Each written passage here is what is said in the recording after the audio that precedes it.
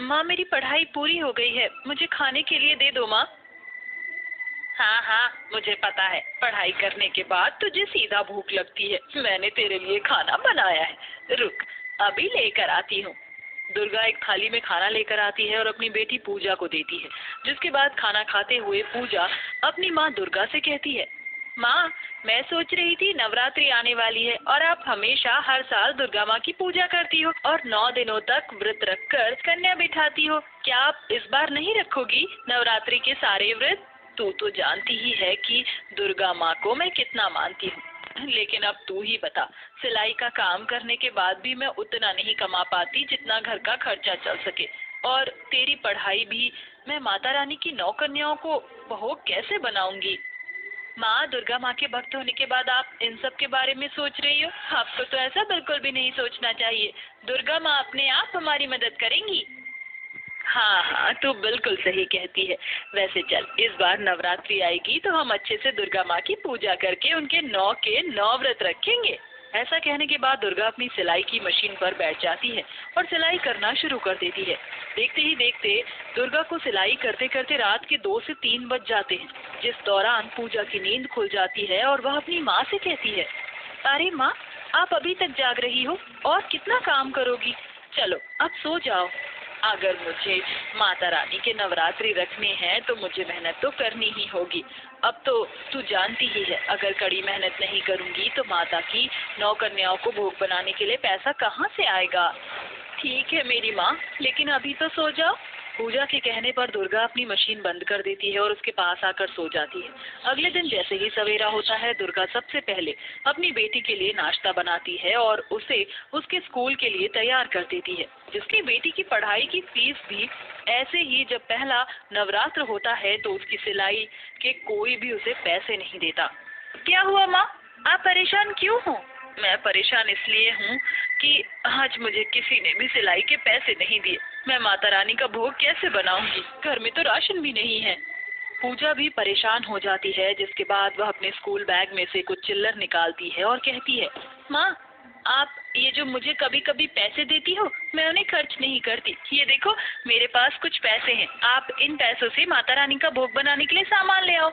पूजा के पैसे लेकर दुर्गा उन पैसों से माता रानी का भोग बनाने के लिए सामान ले आती है।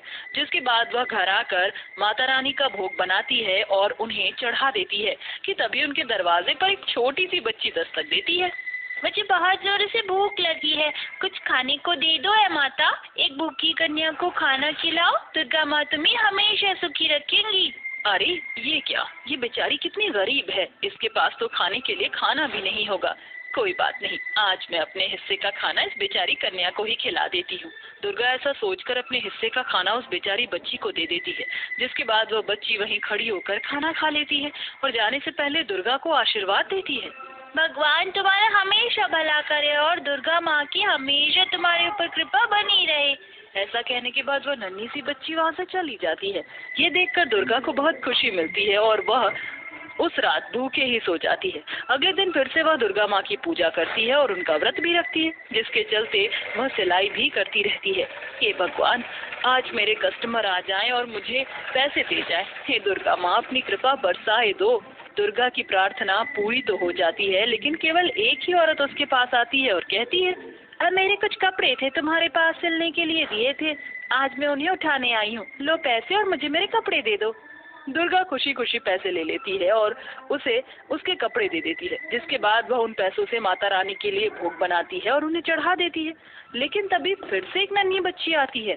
अरे इस भूखी बच्ची को कुछ खाना खिला दो, कई दिनों से भूखी हूँ, कुछ नहीं खाया है। दुर्गा माँ के वास्ते मुझे कुछ खाने को दे दो। दुर्गा उस मासूम बच्ची की मासूमियत देखकर फिर से दुर्गा माँ को प्रसाद चढ़ाने के बाद अपने हिस्से का प्रसाद उस बच्ची को दे देती है और बाकी अपनी बेटी पूजा को खिला देती है। ऐसे ही धीरे धीरे हर एक दिन उसके घर पर एक एक करके बच्ची आती है और उससे खाना मांगती है। वह खुद ना खाकर उन बच्चों को खिला देती है, लेकिन नवरात्रों के बीच में उसकी अचानक से तबीयत खराब हो जाती है। अरे माँ, आपको तो बहुत तेज बुखार है, अब क्या करूँ मैं? घर में 1 रुपया भी नहीं है कि मैं आपकी दवाई लेकर आ सकूँ। हाँ बेटी, और मैं तुझे क्या बताऊँ, लगता है ये दुर्गा माँ की परीक्षा है, लेकिन मैं ये सोच रही थी कि दुर्गा माँ को भोग कैसे लगेगा और नौमी वाले दिन दुर्गा माँ की 9 कन्याओं का खाना कैसे खिलाया जाएगा।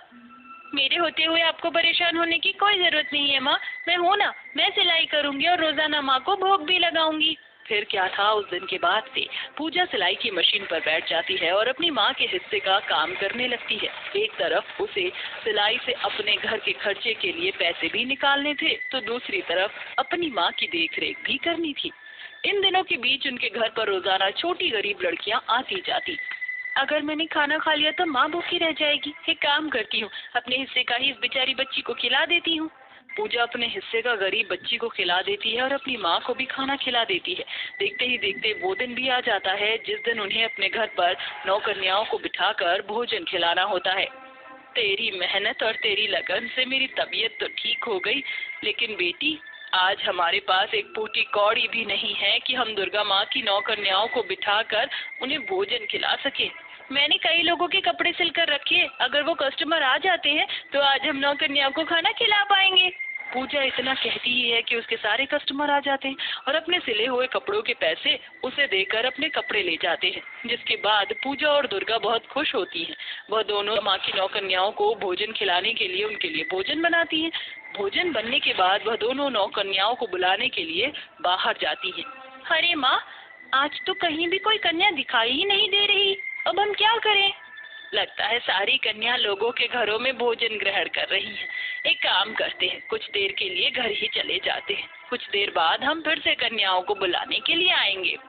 पूजा और दुर्गा दोनों ही वापस घर लौट आती हैं, लेकिन घर आकर वह हैरान हो जाती हैं। उनके घर में वही 9 बच्चियां बैठी होती हैं जो 9 दिनों तक उनके घर पर गरीब बनकर आई होती हैं, और वहीं दूसरी तरफ उनके घर के अंदर बहुत सारा सोना, पैसा, हीरे, चांदी के बर्तन और नए नए पोशाक और एक बहुत ही सुंदर लहंगा रखा होता है, जिन्हें देखकर दुर्गा अपनी बेटी से कहती है, दुर्गा माँ की मुझ पर कृपा बनी रहे और वो हर एक रूप में मेरे घर पर बच्चे के रूप में आती रहे। मैंने ही अपनी 9 माताओं को नहीं पहचाना, मुझे क्षमा कर देना दुर्गा माँ। आज मुझे समझ आया है कि आप हमारी परीक्षा ले रही थी। दुर्गा ऐसे कहकर अपने दोनों हाथ जोड़ लेती है और तभी उसके सामने दुर्गा माँ स्वयं प्रकट होती हैं और कहती हैं, तुमने मेरी भक्ति बहुत ही श्रद्धा से की, मैं तुम्हारी भक्ति से प्रसन्न हूँ। मेरी इन 9 कन्याओं को भोजन खिलाओ। आज के बाद तुम्हें कभी भी गरीबी का मुंह नहीं देखना पड़ेगा। ऐसा कहकर दुर्गा माँ वहाँ से गायब हो जाती हैं, जिसके बाद दुर्गा और पूजा दोनों ही मिलकर उन 9 कन्याओं को भोजन खिलाती हैं। उस दिन के बाद से उनकी सभी परेशानियाँ हमेशा हमेशा के लिए खत्म हो जाती हैं। उनके पास इतनी धन संपत्ति थी कि उन्हें कभी किसी चीज की जरूरत ही नहीं पड़ती, लेकिन दुर्गा अपना दर्जी का काम कभी नहीं छोड़ती। वह मन लगाकर दर्जी का काम करती रहती है और अपनी बेटी के साथ खुशी खुशी रहने लगती है। गंगा घर के मंदिर में